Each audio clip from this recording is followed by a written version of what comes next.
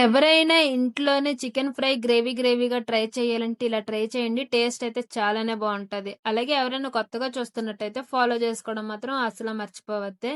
తెచ్చుకున్న చికెన్‌ని శుభ్రంగా కడుక్కొని, అందులోకి కొంచెం ఉప్పు, పసుపు, చికెన్ మసాలా, కారము, గరం మసాలా, కొరియండర్ పౌడర్, కాస్తంత పెరుగు, కాస్తంత నిమ్మరసం వేసుకొని మంచిగా మిక్స్ చేసుకొని ఒక 20 మినిట్స్ అయినా, ఒక 30 మినిట్స్ అయినా పక్కకైతే పెట్టేసుకోవాలి.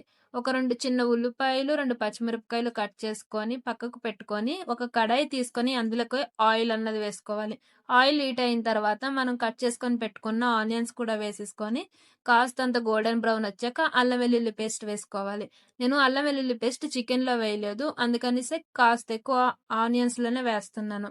పచ్చివాసన పోయాక మనం మ్యాగ్నేట్‌కి పెట్టుకున్న చికెన్ కూడా వేసుకొని, దీంట్లోని వాటర్ ఏమి యాడ్ చేయక్కర్లేదు. చికెన్‌లోనే కాస్త వాటర్ అన్నది ఉంటది కాబట్టి, ఆ వాటర్ అంతా ఇంకిపోయి ఆయిల్ పైకి తేలేంత వరకు కూడా ఫ్రై చేసుకోవాలి. అంతే మన గ్రేవీ చికెన్ ఫ్రై అయితే రెడీ అయిపోతది. మరిన్ని ఫుడ్ వీడియోస్ కోసం ఫుడ్ చవరస్తా పేజ్‌ని ఫాలో చేసుకోవడం మాత్రం అస్సలు మర్చిపోవద్దు. By foodies.